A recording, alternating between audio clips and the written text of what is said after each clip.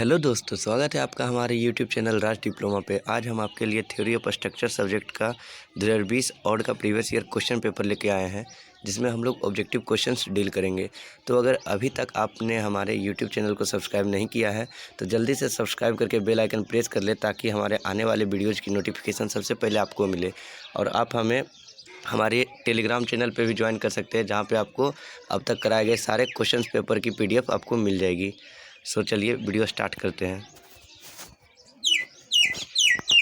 तो question number 1 है, modulus of rigidity is defined as the ratio of. तो modulus of rigidity को defined कैसे कर सकते हैं?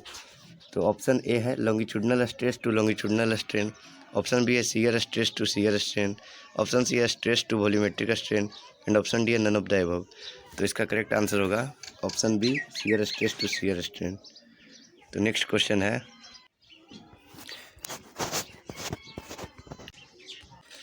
One of the assumption in the theory of bending of beam is. Bending का जो थ्योरी है उसका इनमें से कौन एक एजम्पशन सही है? तो ऑप्शन ए है material is homogeneous, option B है material is isotropic, option C है Young's modulus is same both in tension and compression, and option D है ऑल ऑफ द अबव। तो इसका करेक्ट आंसर होगा option D, all of the above. तो next question है, stress में भी measured as. तो स्ट्रेस को किस तरह से माप सकते हैं? तो ऑप्शन ए है फोर्स पर यूनिट लेंथ, ऑप्शन बी है फोर्स पर यूनिट वॉल्यूम, ऑप्शन सी है फोर्स पर unit area, and option D है नन ऑफ द अबव। तो हम सभी जानते हैं कि स्ट्रेस इक्वल टू होता है फोर्स पर यूनिट एरिया। तो इसका करेक्ट आंसर होगा ऑप्शन सी, फोर्स पर यूनिट एरिया। तो नेक्स्ट क्वेश्चन है, rate of change of bending moment is equal. तो ऑप्शन ए है शियर फोर्स, ऑप्शन बी है डिफ्लेक्शन, ऑप्शन सी है स्लोप, एंड ऑप्शन डी है रेट ऑफ लोडिंग। तो इसका करेक्ट आंसर होगा ऑप्शन ए, शियर फोर्स। तो नेक्स्ट क्वेश्चन है,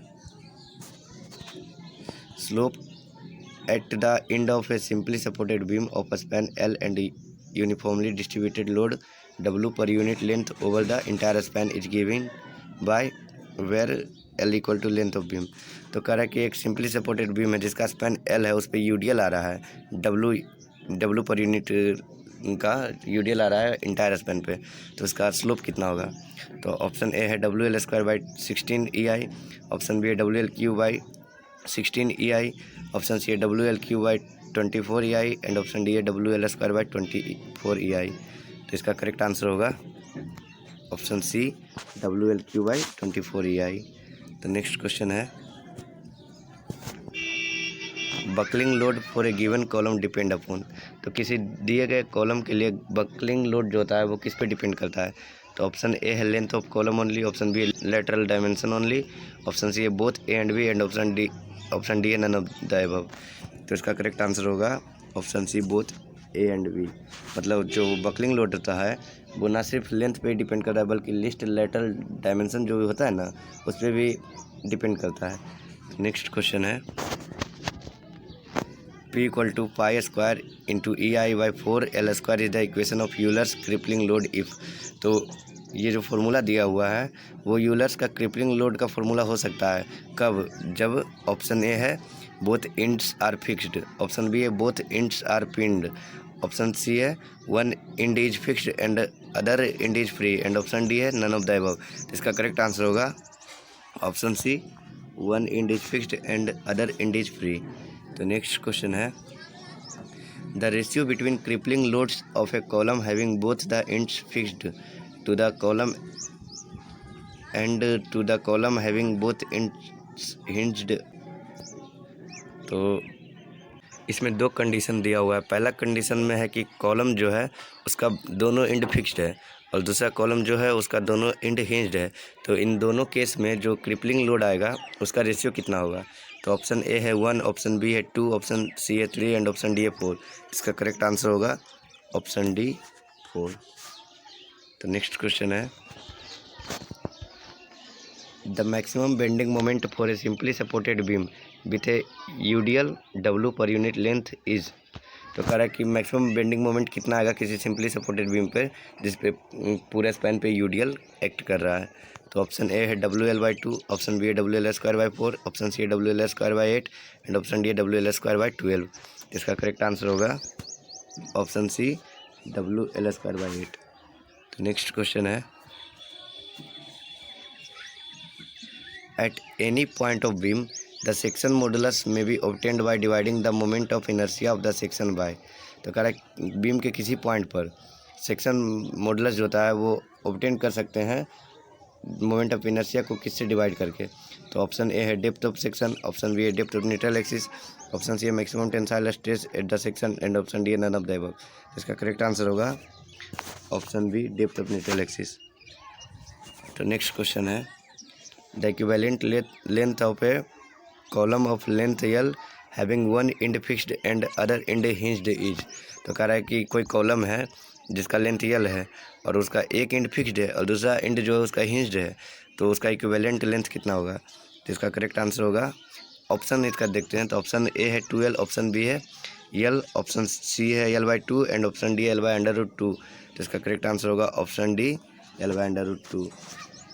तो नेक्स्ट क्वेश्चन है the moment of inertia of a circular section about any diameter D is. तो बोल रहा है कि कोई भी सर्कुलर सेक्शन है उसका मोमेंट ऑफ इनर्शिया कितना होगा अगर उसका डायमीटर डी है। तो ऑप्शन ए है πd²/64, ऑप्शन बी है πd⁴/32, ऑप्शन सी है πdq/64 एंड ऑप्शन डी है πd⁴/64। तो इसका करेक्ट आंसर होगा ऑप्शन डी πd⁴/64। तो नेक्स्ट क्वेश्चन है the reaction at the supports will be vertical to the plane of the supports only if the beam rest on. तो कह रहा है कि जो सपोर्ट पर का जो रिएक्शन होगा वो सपोर्ट के प्लेन का वर्टिकल आएगा, वो कौन से कंडीशन में, जब बीम रेस्ट होगा किस पे। तो ऑप्शन ए है रोलर सपोर्ट, ऑप्शन बी है हिंज्ड सपोर्ट, ऑप्शन सी है fixed support and option D है नन ऑफ द अबव। तो इसका करेक्ट आंसर होगा रोलर सपोर्ट, ऑप्शन ए। तो नेक्स्ट क्वेश्चन है when equal and opposite forces applied to a body tends to elongate it the stress so produce is called। तो कह रहा है कि जब किसी बॉडी पे इक्वल एंड अपोजिट दो तरह का फोर्स लग रहा है, दोनों एक दूसरे के मैग्नीट्यूड में इक्वल है बट अपोजिट डायरेक्शन में लग रहा है, तो और वो बॉडी जो है इलोंगेट होने की कोशिश कर रहा है यानी कि खींच रहा है, तो उस टाइम पे जो स्ट्रेस प्रोड्यूस होगा वो कौन सा स्ट्रेस होगा। तो ऑप्शन ए है शियर स्ट्रेस, ऑप्शन बी है कंप्रेसिव स्ट्रेस, ऑप्शन सी है tensile stress and option D है नन ऑफ द अबव। इसका करेक्ट आंसर होगा ऑप्शन सी टेंसाइल स्ट्रेस। तो नेक्स्ट क्वेश्चन है the bending moment diagram for a cantilever beam carrying a point load at its free and will be. तो बोल रहा है कि कोई कैंटिलीवर बीम है जिस पे पॉइंट लोड आ रहा है उसके फ्री एंड पे, तो उसका बेंडिंग मोमेंट डायग्राम कैसा होगा। तो ऑप्शन ए है ट्राइंगल, ऑप्शन बी है रेक्टेंगल, ऑप्शन सी है पैराबोला एंड ऑप्शन डी है नन ऑफ द अबव। तो इसका करेक्ट आंसर होगा ऑप्शन ए ट्राइंगल। तो नेक्स्ट क्वेश्चन है when a rectangular beam is load longitudinally shear develops on. तो कोई रेक्टेंगुलर बीम है जो कि लोडेड है यानी उस पर कोई फोर्स आ रहा है, तो उस केस में जो लॉन्गिट्यूडिनली शियर डेवलप होगा वो कहाँ होगा।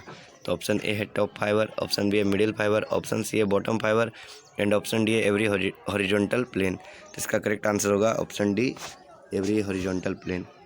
तो नेक्स्ट क्वेश्चन है the bending moment is maximum on a beam section where shear force is.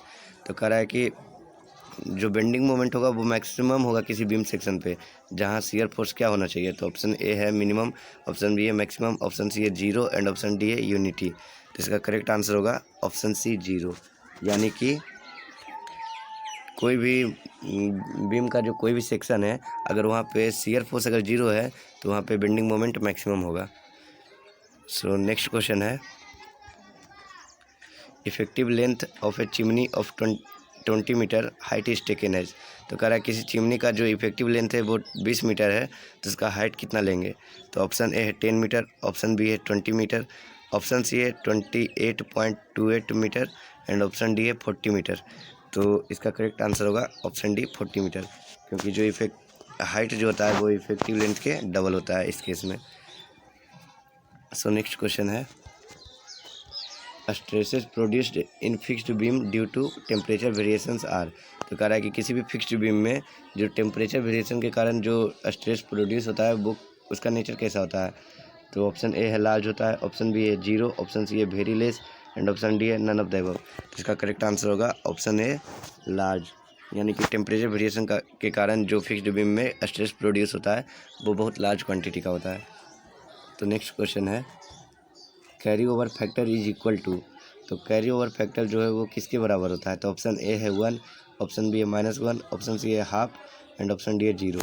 तो कैरी ओवर फैक्टर जो होता है वो वैसे मेंबर जिसका मोमेंट ऑफ इनर्शिया कांस्टेंट है उसके लिए कैरी ओवर फैक्टर हाफ होता है। पर जब अगर कोई मेंबर का जो मोमेंट ऑफ इनर्शिया है वो अगर वेरिएबल है यानी कि वेरी कर रहा है तो उसका कैरी ओवर फैक्टर भी वेरी करेगा।